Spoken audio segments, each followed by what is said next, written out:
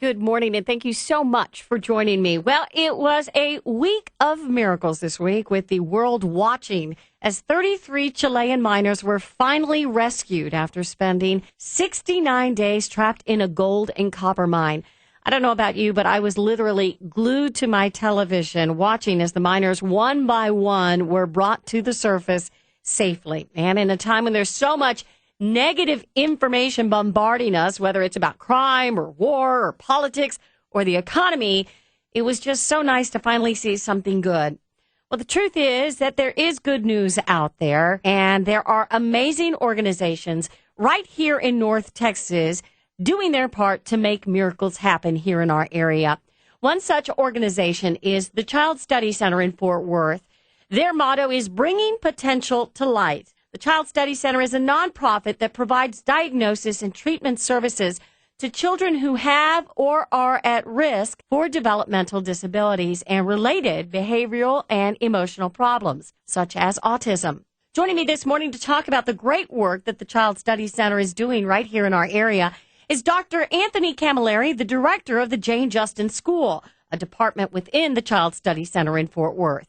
Also, Melanie Fowler, and Melanie has a child, William, who is a student at the Jane Justin School at the Child Study Center. Now, besides talking about developmental disabilities and learning differences, we're going to have information on the upcoming Puzzle Scuttle 5K and Fun Run, which is aimed at raising awareness of autism and learning differences.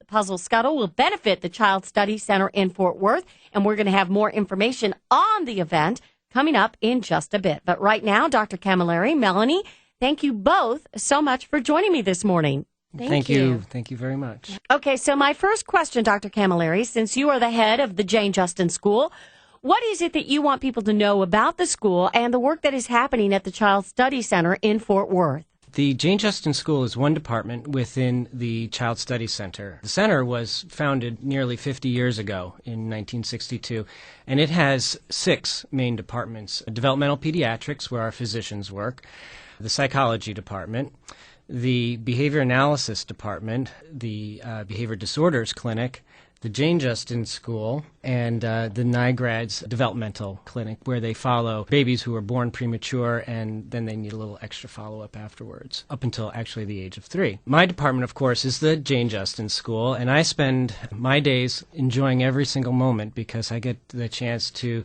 immerse myself in children and see their smiles every day. But our goal is a very serious one. It is to help these children acquire the skills that would be necessary to allow them to make a transition to more typical schools, a more typical educational setting. The way we do that for every child is different because no 2 children are the same. They're like snowflakes. And they also don't learn the same way. Yes, indeed, they don't. There's children who have a propensity to learn with visual material, other children who have a propensity to learn more auditory material. Our job is to find out what works best for each and every child and then design a curriculum that will meet their needs. But shouldn't that be schools in general? Shouldn't they be teaching that way as well, not just schools aimed at children with learning differences? That is my position 100%. I wish what we could do, or what we do on a daily basis, would be more widely implemented across the educational community in general. But unfortunately, it comes down to money. The kind of personalized services that we offer are just not practical from a financial standpoint in a typical public school. Now, the Jane Justin School is part of the Child Study Center, which is a nonprofit organization. So how are you guys getting your funding? Oh, we have 5 main funding sources. One of those sources is program service fees. We also receive some money from rental space within the building. We also have an endowment, so the interest off of the endowment kicks some money back to the center. We have donations from our friends in the community who support what we do. And then, of course, we also conduct fundraising activities, such as the Puzzle Scuttle, which is coming up. Yes, indeed. Saturday, November 13th, and we're going to have more information on the Puzzle Scuttle coming up and how you can help. And if you want more information about the Child Study Center in Fort Worth, their website is cscfw.org, as in Child Study Center, Fort Worth, cscfw.org. Melanie Fowler, your son William is 4 years old. He's going to be 5. Yes, he will. What was he diagnosed with? What developmental disability was he diagnosed with, and when? He was diagnosed with PDD-NOS, which stands for Pervasive Developmental Disorder Not Otherwise Specified, meaning he does have characteristics of autism, but not enough to actually be labeled autistic. There are different forms and degrees, severities of autism. However, he is on the spectrum, and he was diagnosed at the age 2.5, actually at the Child Study Center. And what were the signs that you noticed first off the bat where you said, I don't think that William is okay. I think that there's something wrong? Well, with a background in speech pathology, I knew that his language was not developing typically. And I would say around 12 months, I started seeing some differences there. I also noticed the lack of eye contact, and I also noticed some stimming behavior.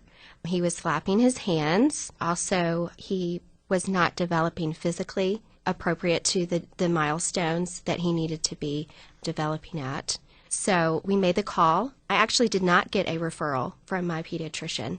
I took the initiative and called the Child Study Center to get in to see a developmental pediatrician. And you're fortunate that you knew that they were there, because a lot of people, I would suspect, don't know that the Child Study Center is there and the services that you provide. Am I correct, Dr. Cammilleri? We're well known in the DFW area. In fact, we see patients from 75 counties in Texas.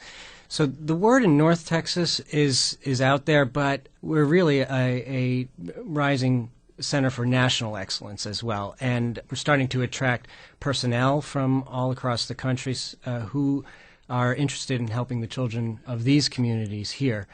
But to tell you the truth, we do need to get the word out even more, because for every person that knows about it, there are probably a handful of others who don't. And the sad fact is that developmental disabilities will affect about 20% of all children born. That's a staggering number. It's very high. So the demand in the community is great, and it's our duty to make sure that everyone is well informed about the wonderful services that can be had at the Child Study Center. I think one thing that I read was that a child is diagnosed with autism every 20 minutes. Now, when you first received your diagnosis, Melanie, that William had some issues, what was the first thing that went through your mind? I knew there was going to be a lot of work ahead. There's a lot to work on with a child with special needs, and there's a grieving process that you go through, which is different when your child is diagnosed. I think that it's important for parents to remember to be proactive at that time, where you can grieve, but you also need to be looking for avenues to help your child.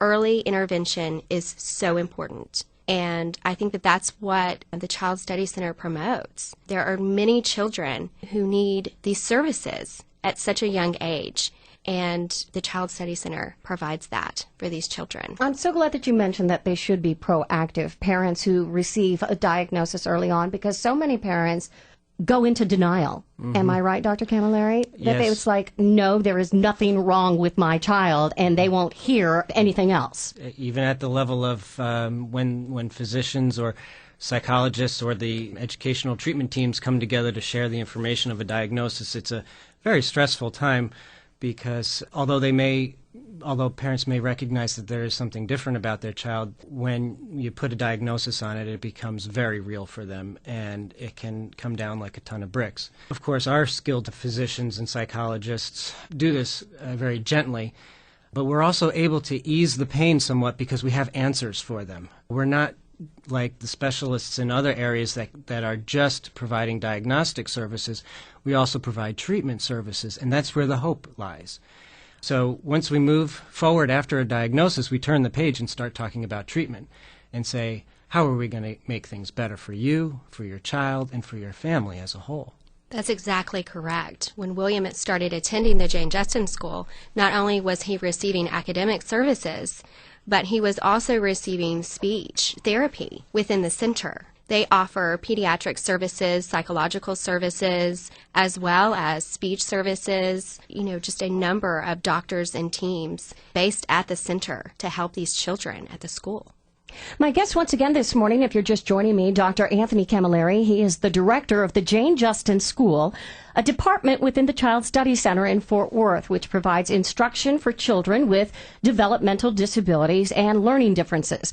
Melanie Fowler is also here. Her child, William, is a client and a student at the Child Study Center. It seems these days that there are more and more children who are being diagnosed with developmental disabilities, and especially autism or on the autism spectrum, with autism being the fastest growing serious developmental disability in the U.S.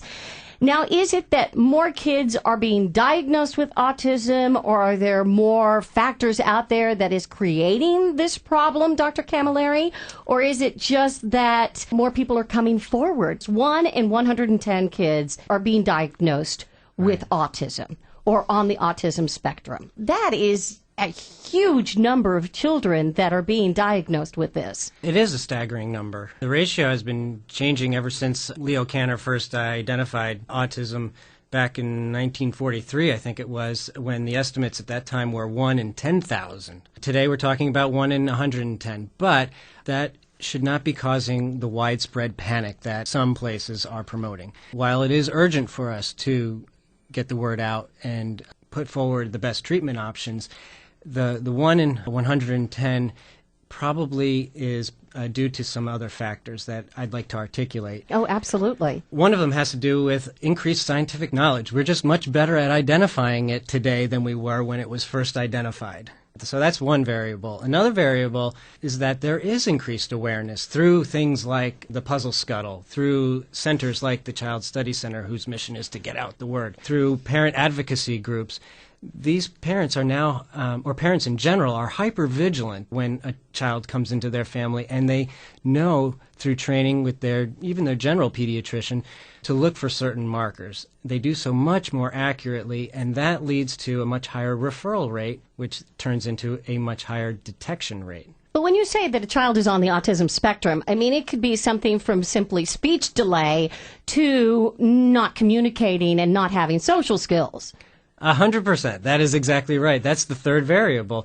The diagnostic criteria to be included in the spectrum has broadened considerably from the time that the definition was first developed. So because of that huge, broad spectrum that we now talk about, many more children are included than would have not been included in years past. So when you factor in those three variables, it leads to a number that makes it sound as though the number is increasing, when in fact it's probably the case that these children have been with us all throughout history, but we're just much better at identifying who they are now. Melanie, as the parent of a child with developmental disabilities, learning differences, what do you want other parents to know about your child, William, and about the services that are out there? I think it's very important for parents to be advocates for their children.